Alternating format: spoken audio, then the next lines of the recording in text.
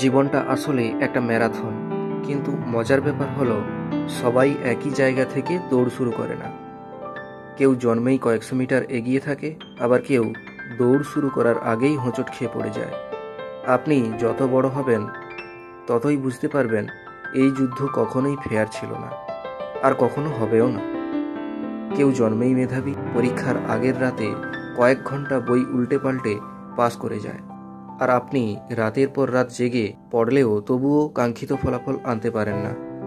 কেউ বাবার দেওয়া গাড়িতে চড়ে ইউনিভার্সিটিতে আসে, আর আপনি টিউশন ফি দেওয়ার জন্য হন্যে হয়ে টিউশন খুঁজছেন। জীবন এখানে থেমে থাকে না, আরও কঠিন হয়ে যায়। আপনার পাশের মানুষটা হয়তো প্রথম চাকরিতেই লাখ টাকা বেতন পায়, আর আপনি 20তম ইন্টারভিউ দিয়েও হতাশ হয়ে ঘরে ফিরে আসেন।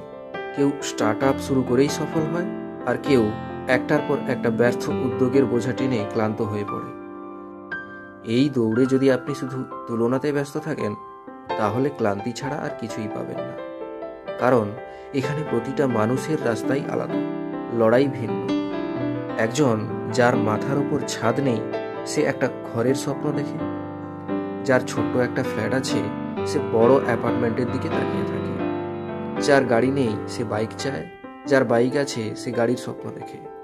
গাড়ির মালিক বিলাসবহুল গাড়ি চায়, আবার কেউ কেউ ব্যক্তিগত জেট কেনার পরিকল্পনা করে।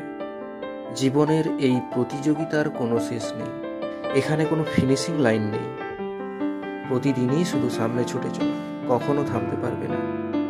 তাই তুলনার বদলে নিজের গতিতে নিজের রাস্তায় এগিয়ে যান। কারণ সত্যিকারের জয়ী সেই যে থেমে যায় না, যে লড়াই চালিয়ে যায় নিজের মতো করে।